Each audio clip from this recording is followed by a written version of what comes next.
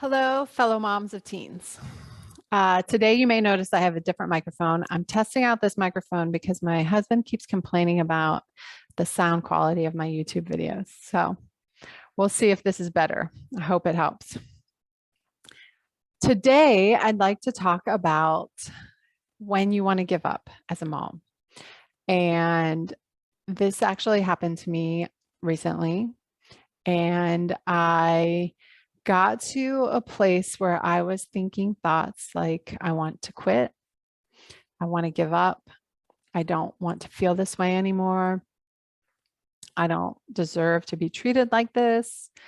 Um, and I just, on top of, experiencing the anger that I was feeling for the way my teen was behaving, and like below that, kind of the disappointment and the frustration, I was just piling on more crappy thoughts about myself being a mom. Like, I was judging how I was doing, and I said a few things that I didn't mean to my son, and I regretted that. And I obviously was focusing more on that, on what I did wrong than what I did right.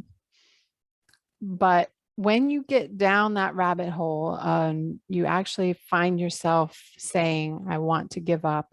I want to quit. I want to throw in the towel. It's important to recognize that your brain has gotten to that thought and realize that it's time for a reset. And I just recently listened to the podcast by Brendon Burchard. He talks about, living intentionally and growing and self-development. And this episode was about resetting. And he compared it to like a pit stop on like a NASCAR race. And, they do the pit stop as like preventative maintenance because, the car doesn't really need maintenance at the time when it does the pit stop, but they're like making sure that they go ahead and they fix it up so that it's operating at its fullest capacity, right? It's best, most fuel, best tires, all of that. So when you think about it, when we're parenting, we want to be fueled and energized, right? So that we can keep showing up the way that we want to show up. If we don't, maintain the energy that we need, we'll end up like falling into those like super negative thoughts and, wanting to give up and not seeing an end in sight. All of those types of thoughts that are just like piling on top of your frustration with your teen to begin with. And, recognize it and realize that it's time to reset. And some of those ways that you could reset is, just like obviously getting away from the kids for like 10 minutes and just maybe yoga or walking outside or enjoying like your favorite drink or ice cream. That's what I do sometimes.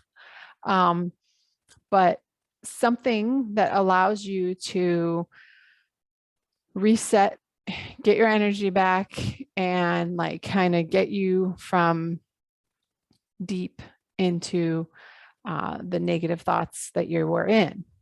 So first, recognize it, do the reset, and then it's also important to,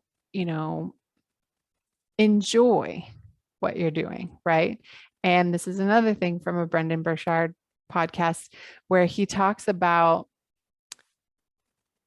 loving doing the work. And what the work is the self-development work. So when I am having these interactions with my teen and I'm frustrated or I'm angry or I'm sad or I'm hurt, this is work that I have to do to continue to show up as the parent that I want to show up as and love and connect and accept my teen and not get to the controlling, crazy helicopter mom, right? Being able to control myself and know that I'm doing the work I enjoy doing this work.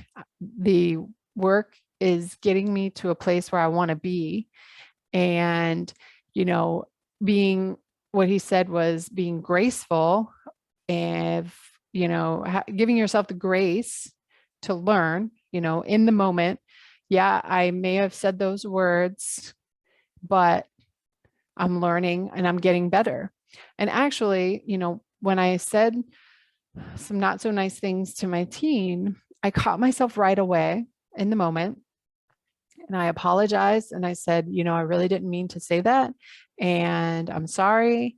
And I just am really frustrated. And that's why you know, I'm exhausted, I'm tired, and I'm frustrated. And that's why, you know, I said something that I didn't mean.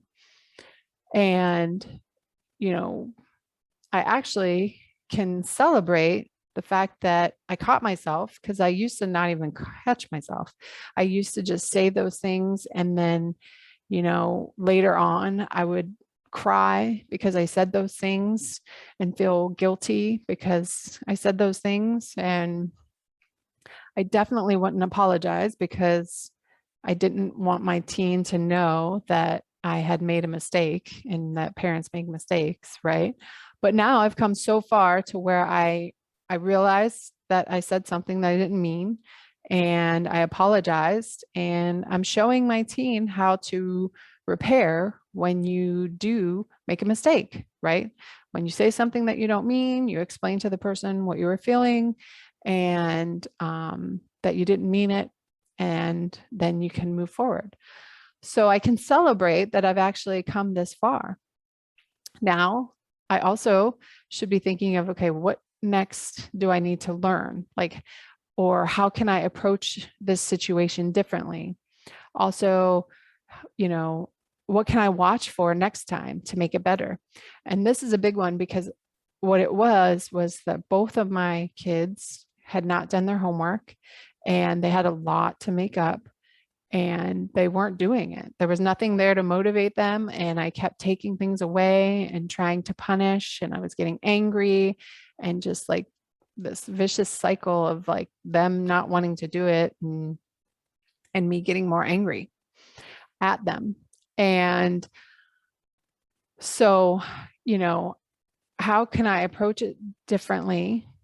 I would, you know, first of all, I would separate them because I was really feeling overwhelmed because both of them, it was an issue with both of them.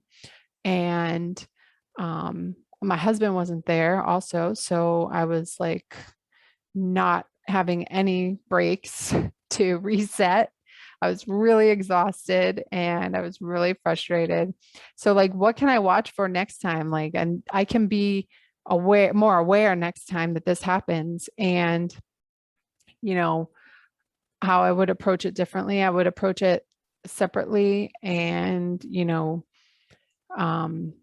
get a better perspective on, you know, like why I was getting so frustrated with just, you know, it's just one weekend, it's just one week of homework, kind of get reset in that perspective too, because I was really deep in it and overwhelmed. So